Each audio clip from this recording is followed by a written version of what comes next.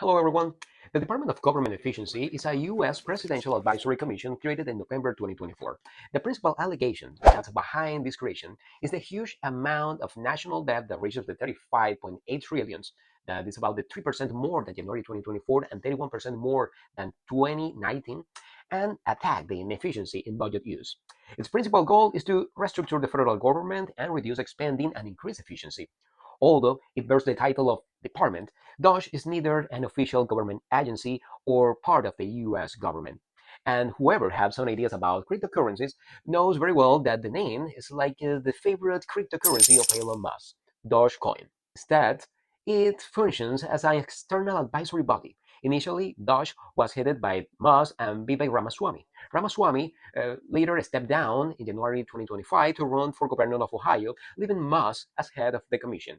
Now, Doge had specific functions, but one of the things that more called the attention of everybody is their constant references that they have to Argentina. Because in Argentina, there are one office that is a ministry that have control of the reform of the state and reduce the state's institution that's expanding. What is the difference and in which other elements they have something in common? I'm going to introduce this with one particular references that I get in the International Monetary Fund in Washington in the spring meetings of the 2025. Let's start.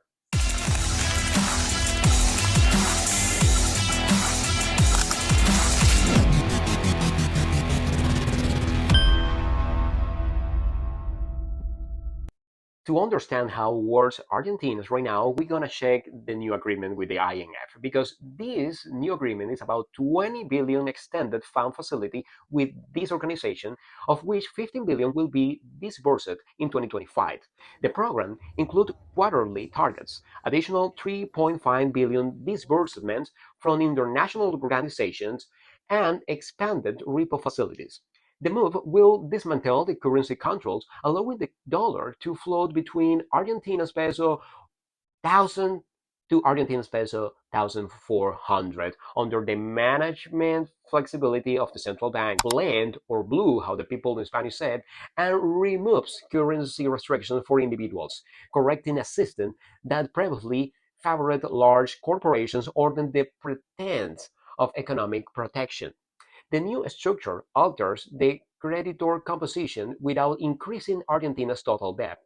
The government will repurchase discounted bonds held by the central bank, lowering gross debt while implementing a divergent 1% monthly adjustment of the currency band without direct interventions. Toto Caputo started that Argentina faced a critical situation marked by depleted resources and lost credibility with the previous IMF agreement in default. This new phase, he affirmed, aims to restore financial stability through profound reform and a transparent exchange rate regime.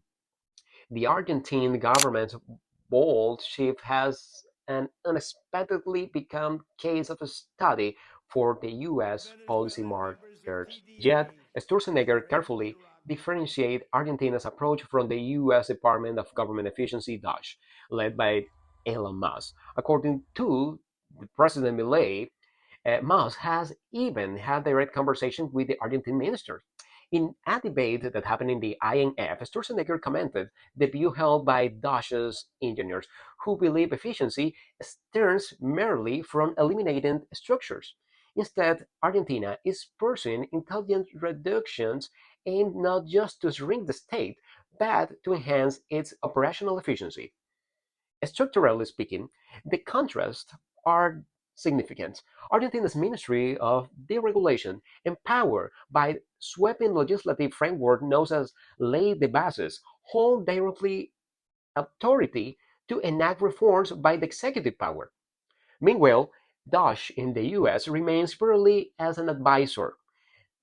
The task that they have is reviewing agency data and proposing changes without reform enforcement capabilities. The President Milei described Sturzenegger's role as a plumber, removing bureaucratic blockages, sweeping to accelerate progress. In exchange, in the US, DOGE gained media traction by cutting what it deemed unnecessary contracts, reducing the federal force by the 70,000 employees, and dismantling agencies like USID. Conversely, in Argentina, the Ministry of Deregulation has eliminated over 900 regulations, slashes public spending by 30%, brought monthly inflation down from 26% to 2.7%, and projecting a 6% of economic growth rate by the 2025. Streamlining sectors like national parks has even helped the country rise from the 145 to the 124 place in the Heritage Foundation Index of Economic Freedom. In short, both DOGE and the Ministry of Deregulation believe in making the state more efficient and less bureaucratic, but they differ in how well they can make it happen. There's also a big difference in their results. As we mentioned before, the ministry in Argentina has cut public spending by 30%.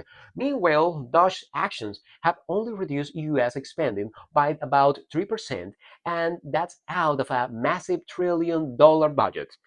One thing is clear: the size of the state really affects how efficient it can be. In 2024 fiscal year, the US paid around 1.1 trillion just in interest on its national debt. That's about 251 billion more than last year. Interest payments now make up about 13% of total federal spending and 3.1% of the country's GDP. And the costs keep rising because of both growing debt and higher interest rates. But for the 2026, the interest payments could be reaching the 3.2% of the GDP, breaking all past records. So even if some spending is being cut, it is small compared to what the US is paying in interest right now, which is a key issue that is being addressed by the Treasury Department. And yes, it also connects to the tariff war. That's a topic that we will explore in another video, so make sure to subscribe in Reportero Andres. Do you know anything else about this Argentinian inspiration behind Dosh? Let us know in the comments, and see you next week.